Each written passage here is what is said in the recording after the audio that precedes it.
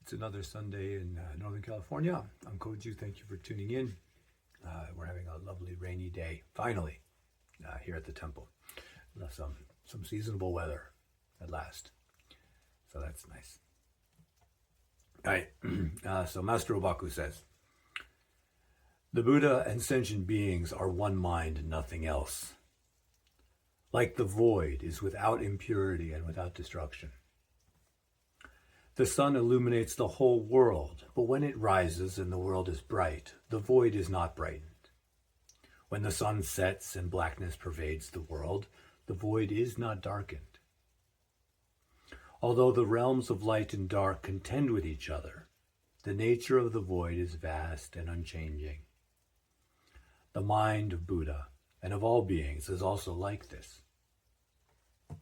If one, seeing Buddha and creating an image of pure, clear light, and then seeing sentient beings and creating an image of impurity, darkness, and birth, death, one such as this, even after as many eons as sands of the Ganges, will not attain awakening. Right. So this one mind that Master Obaku speaks of, we can call it by many names. Here he calls it void, sometimes absolute, infinity. The common thread being is that it is without characteristic and form.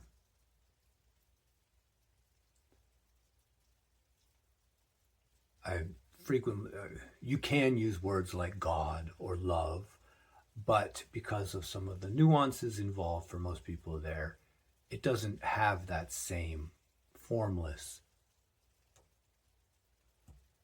It doesn't convey that. It has a lot of baggage that comes along, with those terms. So, void. One mind is wonderful, and void communicates it clearly. And here we are in manifestation in a dualistic world where we need words to talk about something which is not a thing, which has no characteristic. How can you discuss something that has no characteristic? Well, we make up a label like void or absolute that points that way. Okay, it doesn't catch the essence of the thing. It just points the way. A provisional label.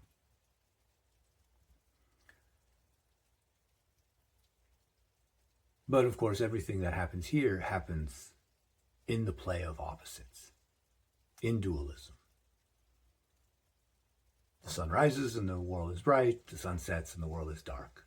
I'm happy, I'm sad. It's raining, it's sunny. But whatever happens, it does not affect that which originally is before any of those arisings. This void is, to point the way in a different way, the void before we think I am, before there is the idea of myself. What is there? Where is that? Where is the knowingness that I am? And then there's this clear, pure, without form, infinitely pervading everywhere in every direction, isness that we call the void. And then light appears, darkness appears. They contend with each other. And then the 10,000 different things arise. The whole world just spills into being. But the nature of the void is vast and unchanging, he says. Although the realms of light and dark contend with each other, the nature of the void is vast and unchanging. So the void is not affected. It is not impinged upon by any of the manifestations that occur. Just as the mirror does not hang on to the reflection.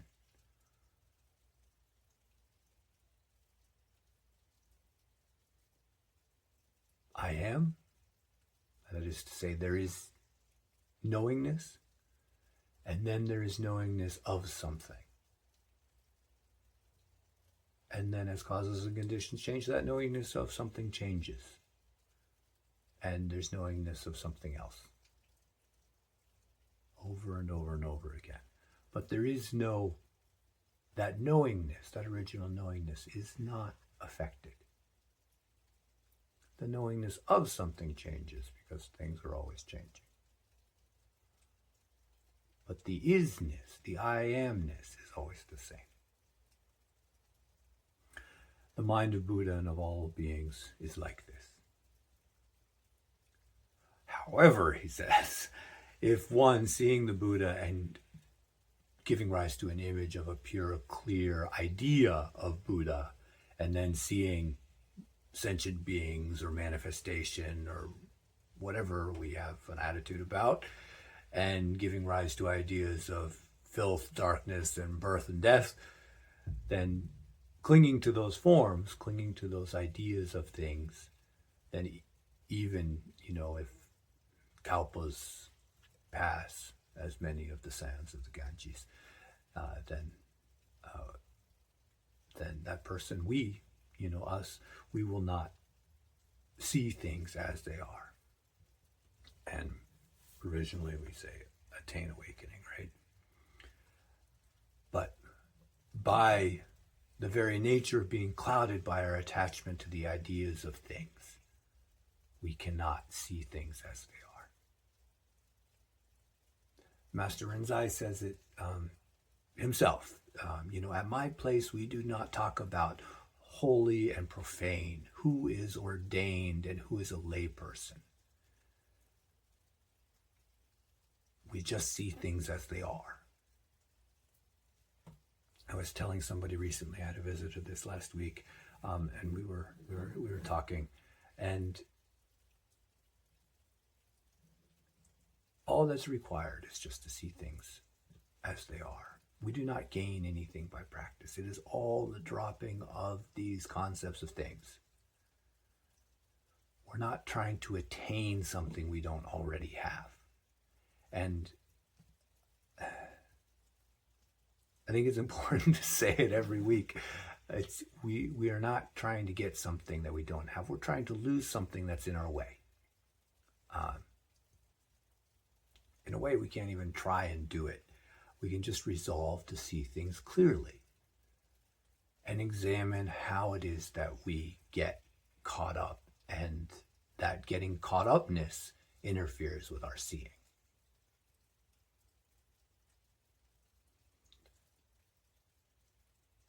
That's all. It's very, very simple. And yes, there are thousands of techniques that we can talk about, and plenty of conversations to have. And there's use there. Words are good. But let's not get confused about fundamentally what the situation is.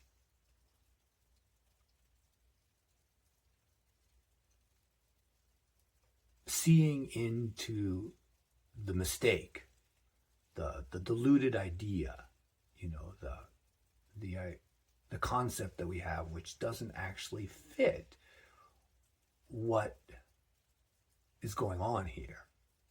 That I am a separate being, and that's, I am this body and mind, we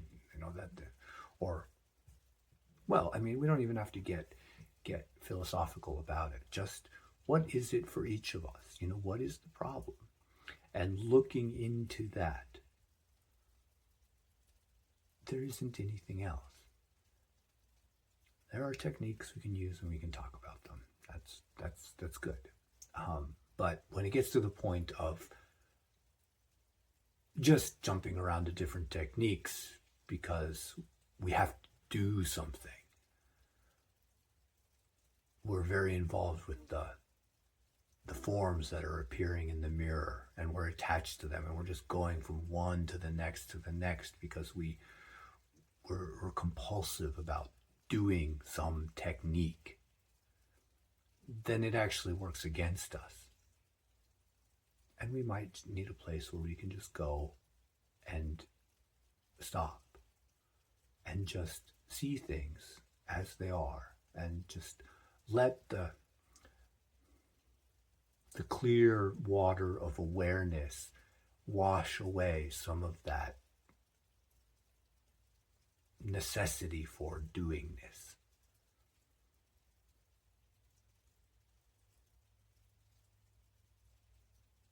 In that solvent of awareness, the delusion that that is like stuck to us, kind of, or we're latching on to.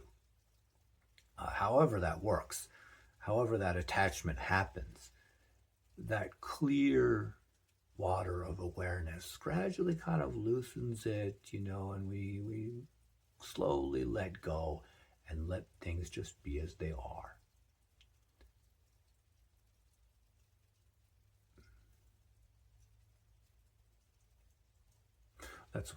That is my aspiration. Okay. Thank you very much. Mata Daishu yoroshiku onegaishimasu. As always, I'm available by email is the best way, I think. Contact at daishuinwest.org. Please send me an email if you would like to get in touch with the temple and come visit, or want to talk about something, or for whatever reason, it's fine. I'm available. Have a good week. I'll see everybody next week.